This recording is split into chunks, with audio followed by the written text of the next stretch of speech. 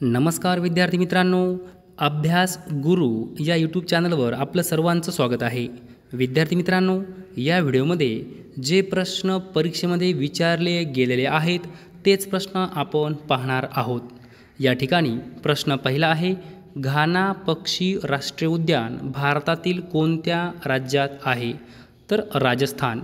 घाना पक्षी राष्ट्रीय उद्यान राजस्थान राज्यामध्ये आहे. हरिजन सेवक संघ स्थापना कोणी केली? तर महात्मा गांधी यांनी हरिजन सेवक संघ स्थापन केला होता. लक्षात ठेवा, हा प्रश्न खूप वेळा पोलीस भरतीमध्ये, खूप वेळा तलाठी भरतीमध्ये विचारला गेला आहे. पुढे पहा, बहिष्कृत हितकारिणी सभेची स्थापना कोणी केली? तर डॉक्टर बाबासाहेब आंबेडकर यांनी बहिष्कृत हितकारिणी सभेची स्थापना केली. राष्ट्रीय स्वयंसेवक संघाची स्थापना कोणी केली? तर डॉक्टर केशव हेडगेवार यांनी राष्ट्रीय स्वयंसेवक संघाची स्थापना केली. विद्यार्थी मित्रांनो, हे दोन्ही प्रश्न 10 वेळापेक्षाही जास्त वेळा पोलीस भरतीमध्ये विचारले गेले आहेत. पुढे पहा, 2 ऑक्टोबर 1959 पासून पंचायत राज पद्धतीचा अवलंब करून कोणत्या राज्याने पंचायत राज पद्धतीचा अवलंब करणारे देशातील पहिले राज्य ठरण्याचा मान मिळविला? तर योग्य उत्तर आहे राजस्थान. राजस्थान. विद्यार्थी मित्रांनो, प्रश्न थोडासा मोठा आहे, याला आपण शॉर्ट कसं करायचं? तर पहा, पंचायत राज पद्धतीचा अवलंब करणारे देशातील पहिले राज्य कोणते? राजस्थान. पंचायत राज पद्धतीचा अवलंब करणारे देशातील पहिले राज्य राजस्थान असून राजस्थान या राज्याने स्वीकार कधी केला? 2 ऑक्टोबर 1959. 2 ऑक्टोबर 1959. असे प्रश्नामधून प्रश्न तयार करायचे. ओके. आणि या ठिकाणी तारीख लक्षात ठेवा, 2 ऑक्टोबर 1959. पुढे पहा, स्थानिक स्वराज्य संस्थांना अधिक व्यापक आर्थिक अधिकार मिळण्याची गरज कोणत्या समितीने प्रतिपादन केली होती? तर प्रा. पी.बी. पाटील. लक्षात ठेवा, स्थानिक स्वराज्य संस्थांना अधिक व्यापक आर्थिक अधिकार मिळण्याची गरज कोणत्या समितीने प्रतिपादन केली होती? तर पी.बी. पाटील समिती. पुढचा प्रश्न पहा, परराष्ट्र व्यवहार पाहणाऱ्या छत्रपती शिवाजी महाराजांच्या अष्टप्रधान सदस्याला काय म्हटले जायचे? तर सुमंत. काय म्हटले जायचे? सुमंत. छत्रपती शिवाजी महाराजांचा मृत्यू कधी झाला? तर 1680. 1680. पुढील प्रश्न पहा, भारताचा पहिला शैक्षणिक उपग्रह कोणता होता? तर एज्युसॅट. लक्षात ठेवा, एज्युसॅट हा भारताचा पहिला शैक्षणिक उपग्रह होता. भारताने मंगळयान कधी प्रक्षेपित केले? तर 5 नोव्हेंबर 2013. तारीख लक्षात ठेवा, 5 नोव्हेंबर 2013 यावर्षी मंगळयान प्रक्षेपित केलं आपल्या भारताने. पुढचा प्रश्न पहा, भारताची पहिली खाजगी फॉरेन्सिक DNA प्रयोगशाळा कोठे स्थापन करण्यात आली? तर गुडगाव या ठिकाणी. गुडगाव. रडार कशासाठी वापरला जातो? तर दूरच्या वस्तू ओळखण्यासाठी आणि शोधण्यासाठी रडार वापरला जातो. पुढचा प्रश्न पहा, आर्यभट्ट हा पहिला भारतीय उपग्रह कोणत्या वर्षी प्रक्षेपित करण्यात आला? तर 1975. साल लक्षात ठेवा, 1975. हा प्रश्न 10 वेळापेक्षाही जास्त वेळा पोलीस भरतीमध्ये विचारला गेला आहे. हाच प्रश्न 10 वेळापेक्षाही जास्त वेळा तलाठी भरतीमध्ये विचारला गेलेला आहे. पुढचा प्रश्न पहा, देशाचा पहिला अणुस्फोट कोणत्या राज्यात करण्यात आला? तर राजस्थान या राज्यामध्ये देशातील पहिला अणुस्फोट करण्यात आला. पुढचा प्रश्न पहा, छत्रपती शिवाजी महाराजांचे राजकीय गुरु कोण होते? तर दादाजी कोंडदेव. दादाजी कोंडदेव हे छत्रपती शिवाजी महाराजांचे राजकीय गुरु होते. छत्रपती शिवाजी महाराजांच्या कारकिर्दीत पेशवे कोणाला म्हटले जायचे? तर पंतप्रधान. पंतप्रधान. पुढचा प्रश्न पहा, छत्रपती शिवाजी महाराजांचे आध्यात्मिक गुरु कोण होते? तर संत रामदास. संत रामदास हे छत्रपती शिवाजी महाराजांचे आध्यात्मिक गुरु होते. आणि लक्षात ठेवा, राजकीय गुरु कोण होते? तर दादाजी कोंडदेव. विद्यार्थी मित्रांनो, पर्यायामध्ये तुम्हाला दादाजी कोंडदेव पण असणार आणि संत रामदास पण असणार. आपल्याला विचारलं काय ते व्यवस्थित वाचायचं आहे. राजकीय गुरु दादाजी कोंडदेव आणि आध्यात्मिक गुरु संत रामदास. पुढचा प्रश्न पहा. हिंदू महासभेची स्थापना कोणी केली होती? तर पंडित मदन मोहन मालवीय. हिंदू महासभेची स्थापना पंडित मदन मोहन मालवीय यांनी केली होती. पुढचा प्रश्न. जिल्हा नियोजनाची संपूर्ण जबाबदारी पूर्णवेळ नियोजन अधिकाऱ्यावर सोपवावी अशी शिफारस कोणत्या समितीने राज्य शासनास केली होती? तर पी.बी. पाटील समिती. लक्षात ठेवा, पी.बी. पाटील समितीने अशी शिफारस केली होती की जिल्हा नियोजनाची संपूर्ण जबाबदारी पूर्णवेळ नियोजन अधिकाऱ्यावर सोपवावी. पुढचा प्रश्न पहा. झाशी शहर कोणत्या राज्यात आहे? तर उत्तर प्रदेश राज्यामध्ये झाशी शहर आहे. भारत आणि पाकिस्तानमधील सीमा कोणी निश्चित केली? तर sir John Radcliffe. Sir John Radcliffe यांनी भारत आणि पाकिस्तानमधील सीमा निश्चित केली. पुढे पहा. हैदराबादचे जुळे शहर कोणते आहे? तर सिकंदराबाद. सिकंदराबाद हे हैदराबादचे जुळे शहर आहे. स्वातंत्र्यापूर्वी कोणता भारतीय प्रदेश कालापानी म्हणून ओळखला जात होता? तर अंदमान आणि निकोबार बेटे. लक्षात ठेवा, अंदमान आणि निकोबार बेटे हा जो काही प्रदेश आहे हा कालापानी म्हणून ओळखला जात होता. कधी? स्वातंत्र्यापूर्वी. पुढचा प्रश्न पहा. अंदमान आणि निकोबार बेटांच्या केंद्रशासित प्रदेशाची राजधानी पोर्ट ब्लेअर कोणत्या बेटावर आहे? तर दक्षिण अंदमान. लक्षात ठेवा, पोर्ट ब्लेअर ही राजधानी कोणाची आहे? तर अंदमान आणि निकोबार या केंद्रशासित प्रदेशाची राजधानी आहे पोर्ट ब्लेअर आणि ती कोणत्या बेटावर आहे? तर दक्षिण अंदमान बेटावर आहे. पुढचा प्रश्न. कोणत्या भारतीय राज्याला 3 बाजूंनी बांगलादेशने वेढलेले आहे? तर त्रिपुरा. त्रिपुरा. पुढचा प्रश्न पहा.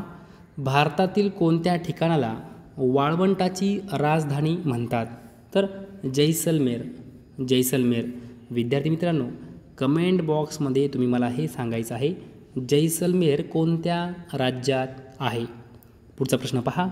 अरवली आणि विंध्य पर्वतरांगामध्ये कोणते पठार आहे? तर माळवा पठार. अरवली आणि विंध्य पर्वतरांगामध्ये माळवा पठार आहे. मेकॅनिक पठार कोणत्या भारतीय राज्यात आहे? तर छत्तीसगड राज्यामध्ये मेकॅनिक पठार आहे. दक्षिण भारतातील सर्वात उंच शिखर कोणते आहे? तर अन्नाईमुडी. लक्षात ठेवा, हा प्रश्न तलाठी भरतीमध्ये, पोलीस भरतीमध्ये वारंवार विचारला गेला आहे. दक्षिण भारतातील सर्वात उंच शिखर कोणते आहे? तर अन्नाईमुडी. पुढचा प्रश्न पहा. भारताचा संदर्भ घेण्यासाठी इंडिया हा शब्द प्रथम कोणत्या भाषेत वापरला गेला? तर ग्रीक. ग्रीक भाषेत वापरला गेला. भारत सेवक समाज स्थापना कोणी केली? तर गोपाळ कृष्ण गोखले यांनी भारत सेवक समाजाची स्थापना केली.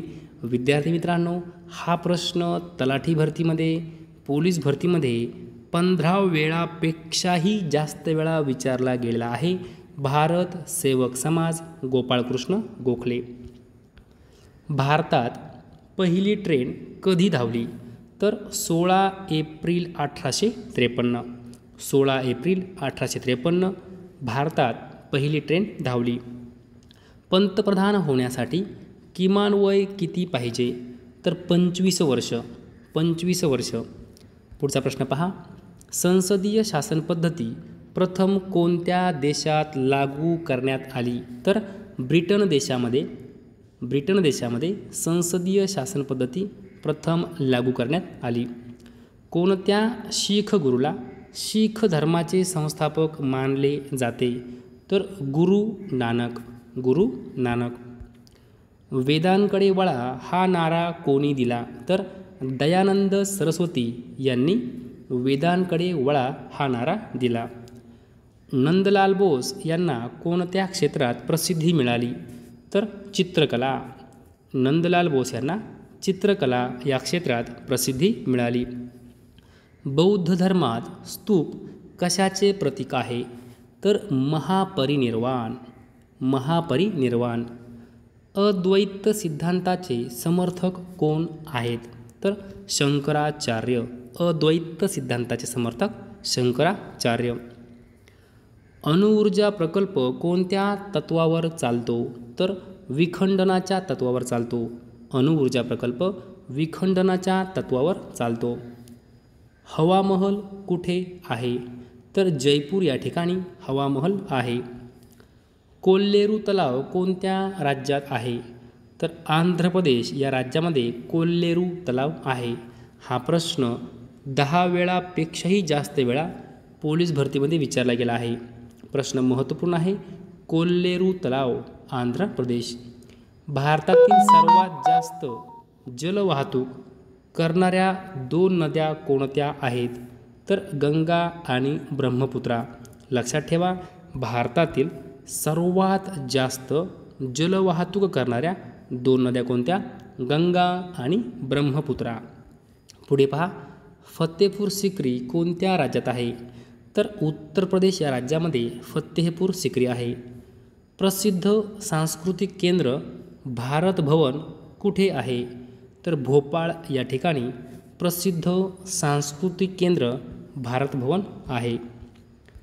शकुंतला हे प्रसिद्ध नाटक कोणी लिहिले? तर कवी कालिदास यांनी शकुंतला हे प्रसिद्ध नाटक लिहिले. विद्यार्थी मित्रांनो, हा प्रश्न तलाठी भरतीमध्ये खूप वेळा विचारला गेलेला आहे. प्रसिद्ध जगमंदिर तलाव कुठे आहे?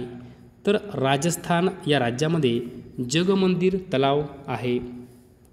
प्रसिद्ध बोरोबुदूर बौद्ध स्तूप कुठे आहे? तर जावा या ठिकाणी. विद्यार्थी मित्रांनो, जावा हे कुठं आहे? लक्षात ठेवायचं आहे, इंडोनेशिया. इंडोनेशिया या देशामध्ये जावा हे ठिकाण आहे आणि या ठिकाणी बोरोबुदूर बौद्ध स्तूप आहे. इंडियन स्कूल ऑफ मायनिंग कुठे आहे? तर धनबाद या ठिकाणी इंडियन स्कूल ऑफ मायनिंग आहे. धनबाद या ठिकाणी. पुढे पहा, भारतातील सर्वात मोठे कापूस उत्पादक राज्य कोणते? तर गुजरात. गुजरात. भारतातील सर्वात मोठे कॉफी उत्पादक राज्य कोणते? तर कर्नाटक. कर्नाटक. भारतातील सर्वात मोठे केळी उत्पादक राज्य कोणते? आंध्र प्रदेश. आंध्र प्रदेश केळी उत्पादक राज्य. भारतातील सर्वात मोठे कांदा उत्पादक राज्य कोणते? तर आपलं महाराष्ट्र राज्य. पुढे पहा, लॉर्ड हॉर्डिंग यांनी बंगालची फाळणी कधी रद्द केली? लक्षात ठेवायचं आहे, 12 डिसेंबर 1911. 12 डिसेंबर 1911 या वर्षी लॉर्ड हॉर्डिंग यांनी बंगालची फाळणी रद्द केली. लॉर्ड माउंटबॅटन योजना कधी सुरू झाली? तर 3 जून 1947. 3 जून 1947 लॉर्ड माउंटबॅटन योजना सुरू झाली. गोवा काबीज करणारे पोर्तुगीज कोण होते? तर अफोन्सो डी अल्बकुर्क. लोदी राजवंशाचा शेवटचा शासक कोण होता? तर इब्राहिम लोदी. इब्राहिम लोदी हा लोदी राजवंशाचा शेवटचा शासक होता. वांदिवासची लढाई कधी झाली? तर 22 जानेवारी 1760. 22 जानेवारी 1760 वांदिवासची लढाई. वहाबी चळवळीचे मुख्य केंद्र कुठे होते? तर पाटणा या ठिकाणी बिहार राज्यामध्ये वहाबी चळवळीचे मुख्य केंद्र होते. वायकोम सत्याग्रह कुठे सुरू झाला? तर त्रावणकोर केरळ राज्यामध्ये आहे. या ठिकाणी वायकोम सत्याग्रह सुरू झाला, त्रावणकोर. महिलांसाठी वामबोधिनी हे मासिक कोणी प्रकाशित केले? तर केशवचंद्र सेन. महिलांसाठी वामबोधिनी हे मासिक केशवचंद्र सेन यांनी प्रकाशित केले. विद्यार्थी मित्रांनो, अशा प्रकारे या व्हिडिओमध्ये जे प्रश्न पोलीस भरतीमध्ये विचारले गेले आहेत, जे प्रश्न तलाठी भरतीमध्ये विचारले गेलेले आहेत, ते सर्व प्रश्न आपण पाहिलेले आहेत. विद्यार्थी मित्रांनो, जर तुम्हाला हा व्हिडिओ आवडला असेल तर नक्की लाईक करा, शेअर करा, सबस्क्राईब करा. धन्यवाद.